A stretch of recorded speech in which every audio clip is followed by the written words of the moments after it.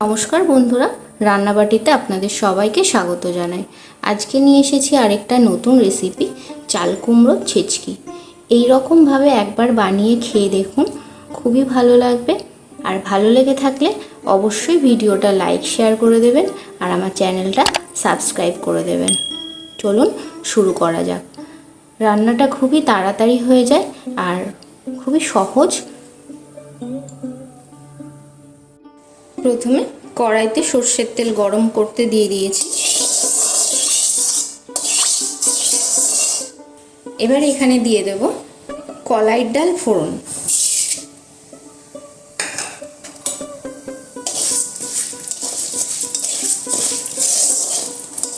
দিয়ে দিচ্ছি এখানে তেজপাতা আর স্বাদ মতো কাঁচা লঙ্কা চেরা। কাঁচা লঙ্কাগুলো চিড়েই দিলাম, কারণ এই রান্নাটায় বেশি ঝামেলা নেই, খুব তাড়াতাড়ি হয়ে যায়, কিন্তু খেতে খুব দারুণ হয়।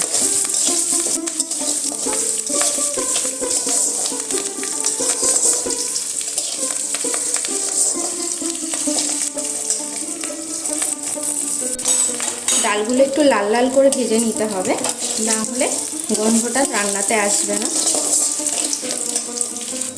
ডালগুলো ভাজা হয়ে গেছে, এবার চাল কুমড়োটা দিয়ে দিচ্ছি। চাল কুমড়োটা এইরকম কুচি করে নিয়েছি।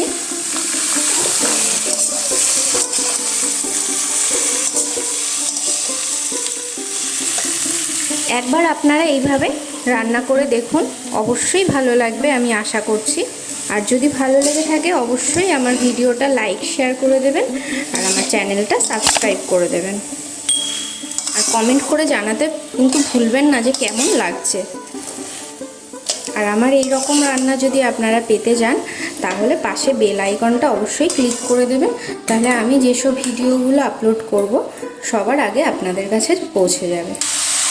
এখানে দিয়ে দেব স্বাদ মতো লবণ, দিয়ে দিচ্ছি পরিমাণ মতো হলুদ, দিয়ে দিচ্ছি 2 চামচ মতো চিনি।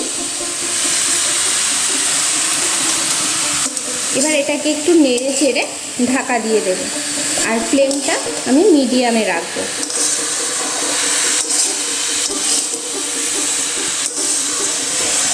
কারণ এই রান্নাটায় জলের ব্যবহার করব না, চাল কুমড়োর থেকে যেই জলটা বেরোবে সেটা দিয়েই রান্নাটা হবে।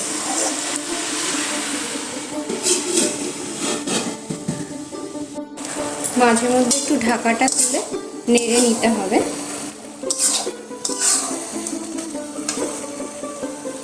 ঢাকাটা তুলে দেখি,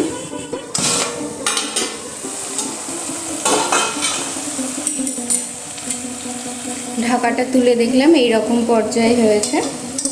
এবার এটাকে একটু খুন্তি দিয়ে একটু ঘুটে নিতে হবে, তাহলে বেশ মাখা মাখা হবে। ঘুটার সময় একটু দিয়ে দিতে হবে আটা। একবার আপনারা এইভাবে ট্রাই করে দেখুন।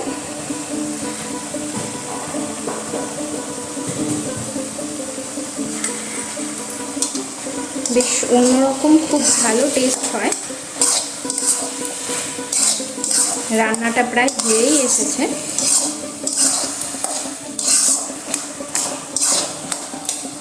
কড়াইতে বেশি একটু লাল লাল করে লেগে যাবে, এই রকম ভাবে এটা শুকিয়ে নিতে হবে, তবেই ভালো লাগবে। এরকম জল জল করে রাখলে ভালো লাগবে না।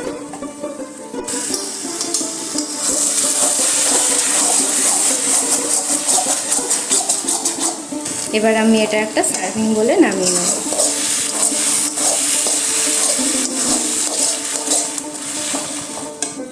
আমি এটা এরকম একটা সার্ভিং বলে নামাচ্ছি।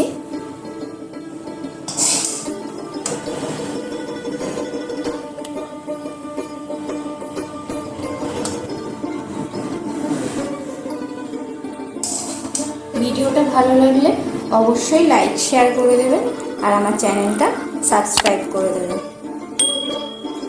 আর কমেন্ট করে জানাতে ভুলবেন না যে আমার ভিডিওগুলো আপনাদের কেমন লাগছে। প্লিজ আপনারা আমার পাশে থাকুন, তাহলে আমারও খুব ভালো লাগবে। আশা করছি আপনারা সবাই আমার পাশে থাকবেন। এবার জাস্ট ওপর থেকে একটা কাঁচা লঙ্কা গার্নিশ করে দেবো। দেখুন তো কেমন লাগছে। ভিডিওটা পুরোটা দেখার জন্য অনেক ধন্যবাদ। দেখা হবে পরের ভিডিওতে।